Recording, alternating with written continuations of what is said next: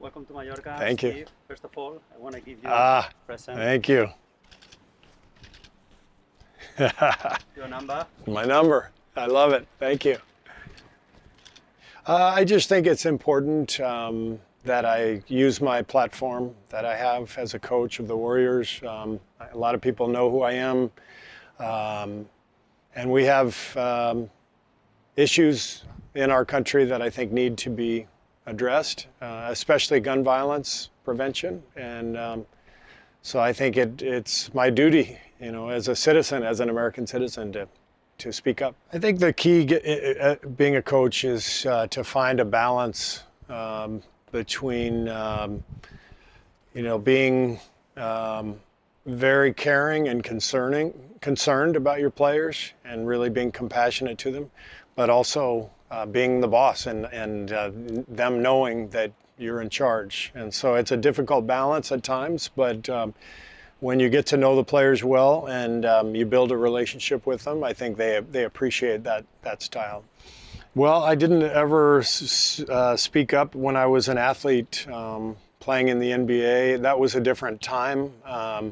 No one ever asked us about issues back then, and so very few athletes during my time really spoke up about politics. But the times have changed now, and a lot of people, whether it's athletes or entertainers or people with notoriety, a lot of people are speaking up, and that's part of being in a democracy, is using your voice, using your persuasion to try to help the country become a better place. Yeah, I think when I speak with our team, it's always with the mindset that we have to use our individual gifts to make the team better, and that we have to fight the human urge to only care about ourselves. We're all built the same way. We're human beings, and so we want what's best for ourselves.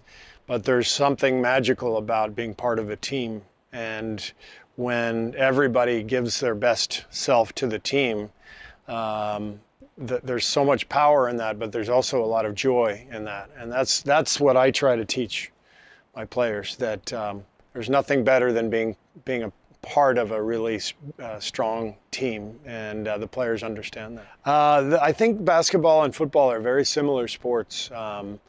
Obviously, in football there's 11 players, there's only 5 in basketball, but there's a lot of action between 3 people in basketball and football. Small triangles, you pass to this guy and then the other guy cuts, and you try to connect the game through these triangles. And so I've found a lot of similarity, and it's one of the reasons I really love watching football. I get inspiration from watching the sport. Well, I think Steph Curry, I think everyone thought he would be a good player when he came into the league, and I thought he could be Steve Nash because I was with Steve Nash in Phoenix. I watched him play. I thought, maybe Steph could become Steve Nash.